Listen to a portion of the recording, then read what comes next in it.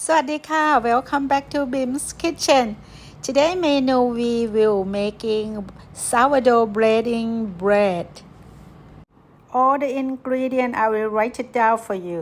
250 gram here of my active starter. So I'm gonna put it in here.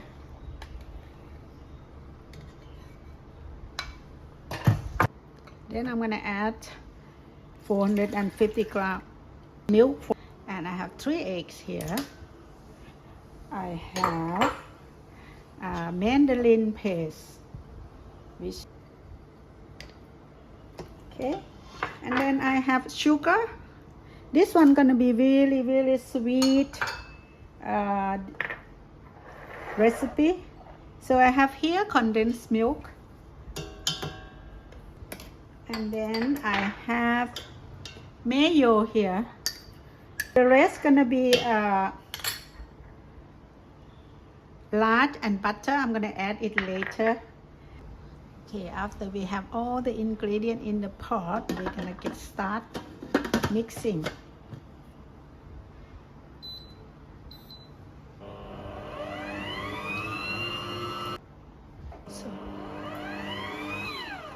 So after we mix for a while, I'm gonna add some flour.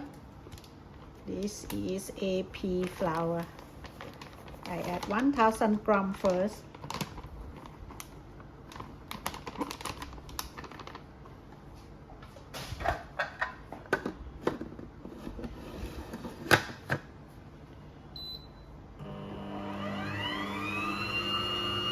Then I'm gonna add 20 gram of salt. Now I add more flour.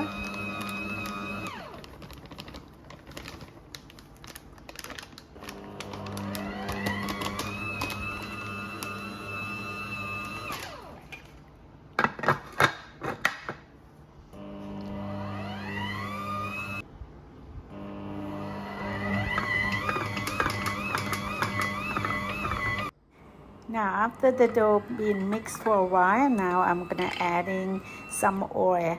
First oil I'm gonna add is lard. If you don't want to eat lard, you just add more butter.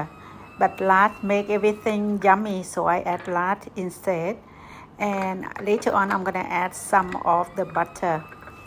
Let the dough mix until the lard incorporate with the dough. And then next thing, after you get the dough mixed with lard, then you add butter. Butter I use is room temperature. Just cut into the little cubes and separate them into 3 parts. Now, when you mix the first part until the butter incorporate with the dough, and then you add the second part. And then again, after all the second part incorporate, then add the third part. So it needs to be at least 3 times. This way the dough gonna get smooth, nice and elastic like this. And then go ahead and let the dough rest for about 30 minutes. Now I check the gluten development. After 30 minutes, you're doing one or couple of stretch and fold to get more dough elastic. You get windowepane taste after a couple stretch and fold every 30 minutes, and then you let the dough proof in room temperature for about 2 or 3 hours. Now after you get the dough ready to shape the braiding bread, you just cut the dough. I make 2 parts. One part I'm gonna make another ingredient. I make my หมูเด้ง ingredient, and the other half I make braiding bread. Actually, I get the idea from Shala Prince from his IG, and this I get the idea how to do the braiding bread. And I use bench scraper, or you can use knife to separate the dough into 6 equal parts. the weight of the dough is depend on how big your dough is. In this one I have 140 gram each. So I wrote it out with my hand. Make sure the surface nice and smooth. This is a key. If you have nice smooth surface, you rest the dough about 30 minutes. It's gonna be easy to roll it out. And then go ahead and use a lot of flour or light flour on the counter. It will be easy to use the rolling pin to roll the dough out. As you can see, I rolled it out very flat. And then the surface is gonna be nice and smooth. And then I tap on top with a little bit of water. So this way when you roll the dough out, they stick together nicely. And it's easy to roll it. The technique to roll it just like you rolling the baguette. After you roll until the end, you use your palm to roll it out nicely. And also don't forget to close the seam nicely. So while you roll it out with your palm like that, it will not separate. The dough will stick together nicely. And go ahead to roll toward your body. Then you have a very nice smooth strip.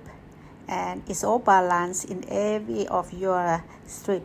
I have 6 nice strip there, and this is the way I coat my sesame seed. In the tray, I have 2 kitchen tissue. I spray some water on the tissue, rolling your strip to make it wet, and then rolling your wet strip into the another tray with the sesame seed. So this way the seed will be coating the strip very nice and even, and you have a very nice perfect sesame coating. And that is the technique. And if you just coating without wet towel, there will be very unbalanced coating for the sesame seed. I have another color, which is the black color, using the same technique. Just roll your strip onto the wet towel, and then the wet towel will coating all the strip, and then later on when you coating with sesame, that will be coating nice and perfect. So I have another color, which is the black color. The black color, all of my sesame seed I've been roasted, or you don't have to roast because when you bake it, the sesame is gonna be roasted anyway. But when I put in the inclusion like into the dough, I roast it. But this recipe I didn't put inside the dough, so I don't need you don't need to roast it like what I did. And that's you're gonna see it's very nice and balanced sesame. There you go. The last 2 strips I am gonna use it without coating anything. So I just sprinkle some flour. This is another technique you need to understand that when you do have another 2 sesame type into the other strip, you need to make sure this strip is coating with the flour. So when you put them together, the sesame seed will not come to stick on this dough. So that's my tip for you today. This is the braiding process. You will see in the video. I won't explain because if I explain, you're gonna get lost. So just have a look in the video.